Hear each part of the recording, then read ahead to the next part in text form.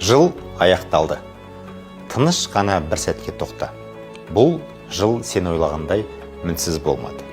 Бәлкім кей жоспарлар орындалмады. Кейбір сәтте жолың болмады. Кей адамдар сенің үмітің мен сенімді ақтамады. Бір жерде кешіктің, бір жерде өзіңе сенбедің. Бірақ шындық мынау: сен берілмедің, шыдадың, сен қиын күндерден өттің.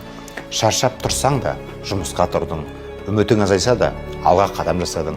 Сен өстің, кейде байқалмай, кейде ауырсыну арқылы, бірақ өстің, дамыдың.